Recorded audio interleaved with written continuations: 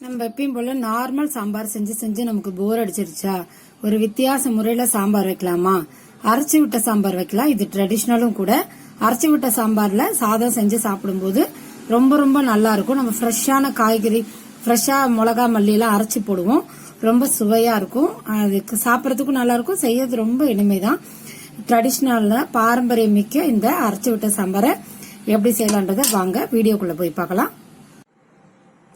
Welcome to Isaac creations. இன்னைக்கு அரைச்சி விட்ட பூசணிக்காய் சாம்பார் வைக்க போறோம். அதுக்கு ஃபர்ஸ்ட் பருப்பு வைக்க போறோம். பருப்போட என்ன செய்ய போறோம் அப்படின்றத பார்க்கலாம். Welcome to Isaac creations. இன்னைக்கு நம்ம பூசணிக்காயில அரைச்சி விட்ட சாம்பார் வைக்க போறோம். அதுக்கு ஃபர்ஸ்ட் என்ன தேவைன்னா ரெண்டு சின்ன கிட்ட ஒரு டம்ளர் அப்படின்னு வச்சுக்கோங்க. ஒரு டம்ளர் பருப்பு ஊற வச்சிருக்கேன் கழுவிட்டு. அதுல மறக்காம அரை ஸ்பூன் இல்ல 1/4 ஸ்பூன் உங்களுக்கு எப்படியோ அந்த மாதிரி மஞ்சள் பொடி போட்டுக்கோங்க. நம்ம கடை மஞ்சள் பொடினா உங்களுக்கு நல்லா பிரைட்டா இருக்கும். நம்மளே அரைச்ச மஞ்சள் பொடி ரொம்ப பிரைட்டா தெரியாது. அதனால நம்ம அரை ஸ்பூன் போடலாம்.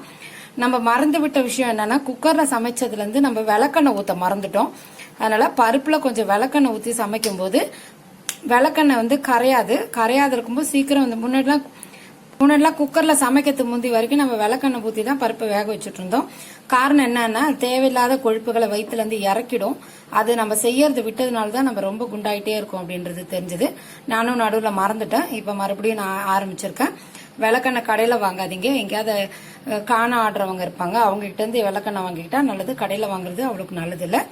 அந்த விளக்கெண்ணெய் ஊத்திட்டு நம்ம பெருங்காயம் போட்டுட்டு, பெருங்காயத்துல தூள் பெருங்காயம் போடாதீங்க, அது ரொம்ப நல்லாவே இல்லை. அதனால கட்டி பெருங்காயம் அப்படியே போட்டுட்டு நம்ம விசில் குக்கர்ல வச்சுட்டோம் அப்படின்னா அது தானே வெந்து கிடைச்சிரும். இப்ப மூடி வச்சிடலாம் குக்கரை.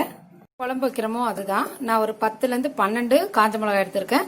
அந்த 12 காஞ்ச மிளகாவும் போட்டுக்கலாம்.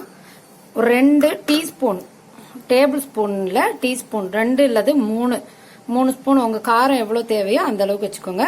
நான் வந்து 2 டீஸ்பூனு மல்லி போட்டுக்கிறேன். ரெண்டையும் வெறும் வானல்ல எண்ணெய் ஊத்தாம வறுத்துக்கலாம். முழுசா போறத காட்டிலையும் பிச்சு போட்டு வதக்கணும்னா இன்னும் கொஞ்சம் நல்லா ஸ்பீடா வதங்கிடும். நம்ம வெறும் வானல்ல நம்ம நல்லா வதக்கிக்கலாம்.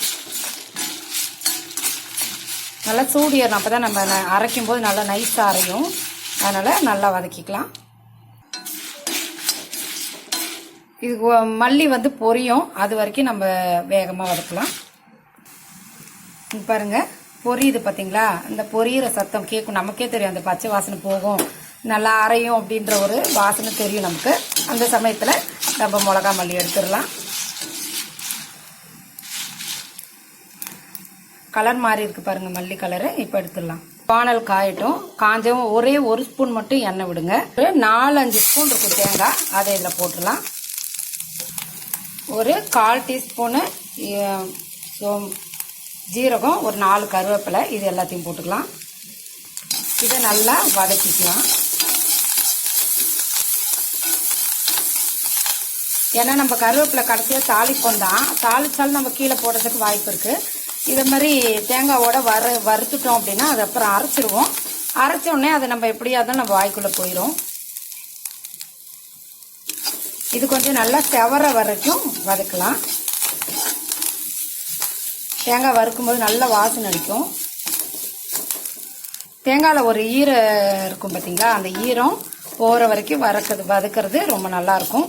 உங்க வீட்டுல நான் கொஞ்சமா வைக்கிறதுனால கொஞ்சமா வைக்கிறேன். உங்க வீட்டுல நிறைய சமைச்சிங்க அப்படின்னா நீங்க இன்னும் கொஞ்சம் எல்லாமே கூடுதல் பண்ணி போட்டுக்கலாம். உங்க இஷ்டம் தான் அது. குழம்போட குவான்டிட்டியை பொறுத்து இருக்கு.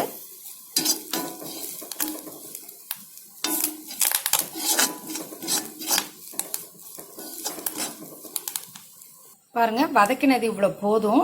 இப்ப நம்ம வானல்லையே வச்சிருக்கிறதுனால இன்னும் கொஞ்சம் மொரியும். அதனால இருக்கிற வரைக்கும் போதும். இதோட வச்சிடலாம். இந்த சூட்டோட வானல்லையே இருக்கட்டும். நம்ம உடனே தான் ஆஃப் பண்ணிட்டோம். அந்த வானலோட சூட்ல தான் இந்த கலர் வந்திருக்கு. நம்ம கடைசி வரைக்கும் இந்த வறுத்துக்கிட்டே இருந்தோம்னா வானல்ல வச்சோன்னா கலர் மாறிடும். அந்த வானல் சூட்ல வச்ச கலர் தான். இதையும் நம்ம மிக்சியில போட்டு அரைக்க ஆரம்பிச்சிடலாம். ஃபர்ஸ்ட் அந்த மிளகாவும் மல்லியும் ரெண்டையும் வறுத்ததை மட்டும் ஃபர்ஸ்ட் போட்டு அரைச்சிட்டு, அதுக்கப்புறமா இது அரைஞ்ச பிறகு இது தேங்காய் போடலாம். அது ஏன்னா மொத்தமா அரைச்சோன்னா நமக்கு திப்பையா இருக்கும். அந்த மாதிரி இருந்தா நமக்கு பிடிக்காது. அதனால மிளகா மல்லியை வறுத்துட்டு அது வறுத்ததை நல்லா காஞ்சிட்டு ஆறுனோடனே அரைச்சிட்டு அதுக்கப்புறமும் இதையும் போட்டு தேங்காயும் கருவேப்பிலையும் போட்டு நல்லா மிக்சியில நைஸா அரைக்க பார்க்கணும். குறை குறைன்னு அரைச்சா நமக்கு வாயில் திப்பி திப்பியாக மாட்டோம், நமக்கு பிடிக்காது. அதனால் நைஸாக அரைக்கலாம். 2 ஸ்பூன் எண்ணெய் விட்டுருக்கேன். நீங்கள் வெங்காயம் போடுவீங்கன்னா ஃபஸ்ட்டு வெங்காயம் போடுங்க. நான் வெங்காயம் போட மாட்டேன்னா தக்காளி போட்டுக்கிறேன். தக்காளியில் 2 உப்பு போட்டுக்கிறேன். நல்லா கரையணும் தக்காளி. மூடி வச்சோன்னா சீக்கிரம் கரைஞ்சிடும், அதனால் மூடி வச்சுட்டேன். பாருங்கள், தக்காளி நல்லா கரைஞ்சிடுச்சு. இப்போ நம்ம பூசணிக்காய் போடலாம்.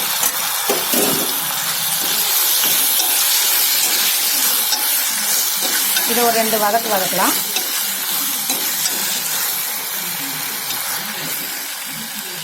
நம்ம கொஞ்சம் ஏற்கனவே உப்பு போட்டிருக்கோம், அதை பார்த்துட்டு நம்ம போடலாம். அள்ளி போட்டுறாதீங்க, ஏன்னா தக்காளி வதக்கிறதுக்கு நம்ம போட்டிருக்கோம் கொஞ்சம்.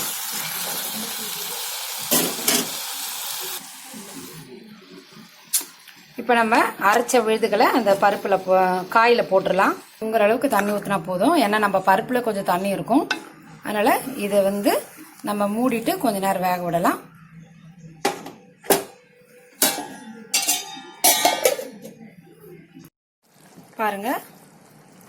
பாருங்க நல்லா காய் வெந்துருச்சு. காய் வெந்துருச்சா நம்ம ஒரு வாட்டி இப்படி எடுத்து பார்த்தா நமக்கு தெரியும், டிரான்ஸ்பரண்டாக இருக்கும். அப்போ காய் வெந்துருச்சுன்னு அர்த்தம்.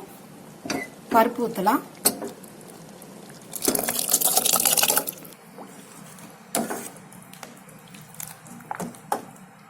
பார்த்தீங்கன்னா உங்களுக்கு தெரியும் நல்லா வெந்திருக்கும். இப்போ பருப்பு ஊற்றிட்டோம். ஆனால் ஞாபகம் வச்சுக்கோங்க, நீர்காய்களுக்கு எதுக்குமே நம்ம புளி ஊற்றக்கூடாது. பூசணிக்காய் நீர்காய்ன்றதுனால இதுலேயும் நம்ம புளி ஊற்ற மாட்டோம் சாம்பாருக்கு. வெறுமனே கொதிக்க வச்சு ஆஃப் பண்ண வேண்டியதான். நல்லா கொதிக்கட்டும். பாருங்க, நல்லா குழம்பு கொதிச்சிருச்சு. இப்போ நம்ம இந்த குழம்பை ஆஃப் பண்ணிடலாம். தாளிச்சதை கொட்டிடலாம். கிளறிட்டோம். கொத்தமல்லி தழை இருந்தால் கொத்தமல்லி தழை போடலாம். இப்படி சூடாக இருக்கும்போதே நமக்கு பிடிச்ச மாதிரி கொஞ்சோண்டு நெய் விட்டுட்டோம் அப்படின்னா சாதம் ரொம்ப ரொம்ப நல்லா இருக்கும். இந்த வீடியோ பிடிச்சிருந்தா லைக் பண்ணுங்க, ஷேர் பண்ணுங்க, சப்ஸ்கிரைப் பண்ணுங்க. நன்றி, வணக்கம்.